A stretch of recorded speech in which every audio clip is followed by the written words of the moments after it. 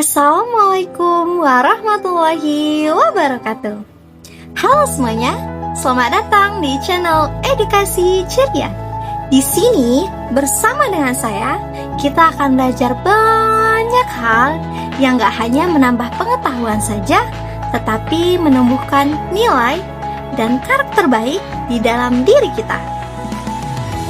Nah, kali ini kita akan sharing-sharing mengenai satu pelajaran yang biasanya hanya kita anggap sebagai pelajaran teoritis. Padahal isinya tuh mencakup semua hal yang ada di kehidupan kita sehari-hari. Kira-kira pelajaran apa ya? Ada yang tahu nggak? Apa? Yaps, benar sekali. Pembelajaran pendidikan keluarga negaraan. Siapa sih yang nggak tahu apa itu pendidikan keluarga negaraan? Biasanya menyangkut hafalan, undang-undang, dan juga pasal. Benar kan?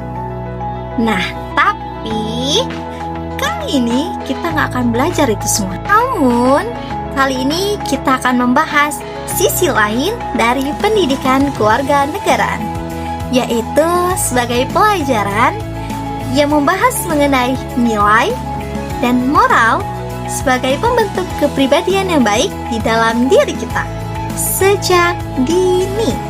PKN adalah pelajaran yang mengajarkan kita bagaimana menjadi warga negara yang baik. Bukan hanya sekedar memahami hak dan kewajiban saja, tetapi juga memahami nilai-nilai kemanusiaan, keadilan, serta tanggung jawab. Sekarang, yuk sama-sama kita lihat lebih dalam nilai-nilai apa saja yang terkandung di dalam PKN. Yang pertama adalah kejujuran. Kejujuran adalah hal yang paling dasar dari segalanya. Walaupun penerapan kejujuran itu sendiri sangatlah sulit, tidak bisa kita pungkiri. Dan dengan melalui kejujuran, lahirlah sebuah kepercayaan. Karena tanpa kepercayaan, hubungan apapun gak akan bertahan lama.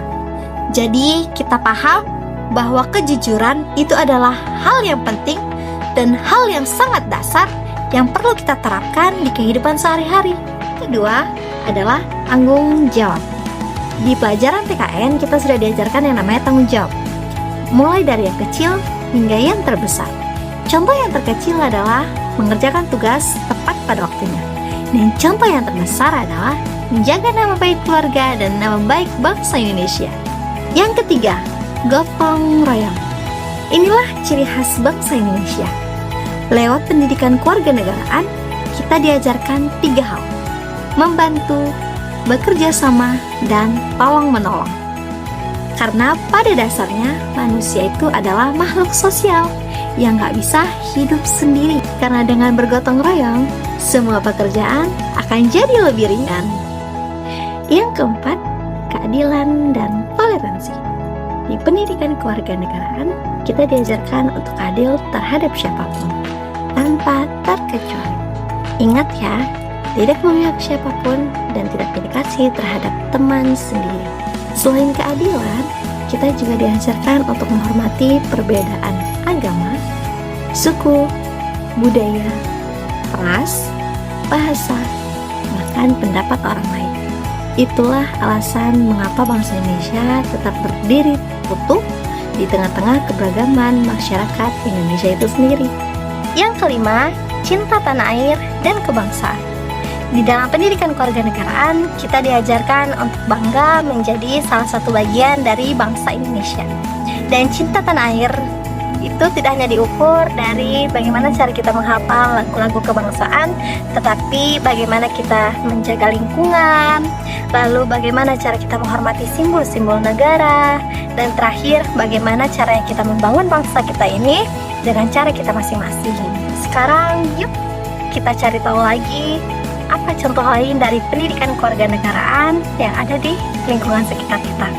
Misal, jika kamu sedang bermain bersama teman kamu, lalu teman kamu melakukan kecurangan, sebagai seorang teman kamu bisa menegur dengan baik, dengan sopan, itu adalah bentuk dari kejujuran dan juga tanggung jawab kamu sebagai seorang teman.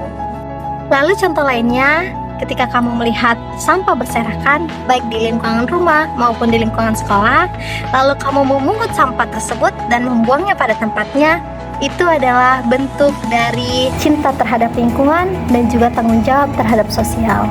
Lalu contoh lainnya adalah ketika kamu membantu teman kamu yang kesulitan dalam belajar atau memahami pembelajaran, itu adalah bentuk dari nilai tolong-menolong dan juga kerjasama. Mungkin bagi kita hal-hal tersebut terlihat lebih sepele, tapi justru disitulah pendidikan kewarganegaraan menjadi lebih hidup. Tidak hanya tertera di dalam buku, tapi juga diterapkan di kehidupan kita sehari-hari. Nah teman-teman, dari semua yang telah kita bahas tadi, bisa kita lihat bahwa pelajaran pendidikan kewarganegaraan itu adalah pelajaran yang sangat istimewa. Karena selain menjadi manusia yang pintar, kita juga harus bisa menjadi manusia yang baik, bermoral, dan beretika. Jadi, mulai sekarang, jika ada pelajaran pendidikan kewarganegaraan di sekolah, jangan hanya menghafal, tetapi coba deh kalian rasakan maknanya. Dan kalian biasakan hal-hal kecil itu. Maka kalian akan merasakan dampak dari hal-hal sepele yang sudah kalian biasakan tersebut. Karena pada dasarnya, moral dan etika itu tidak hanya dilakukan dalam sekali saja, tetapi harus diulang terus-menerus agar menjadi kebiasaan dan akan berdampak baik kepada diri kita sendiri. Terima kasih sudah menonton video ini sampai habis. Jika kamu suka, tekan tombol like, subscribe, and komen ya guys. Tulis di kolom komentar ya, nilai pendidikan kewarganegaraan apa yang paling berkesan di hidup kalian. Sampai jumpa di video selanjutnya. Tetap semangat belajar dan jadilah warga negara yang hebat. See you!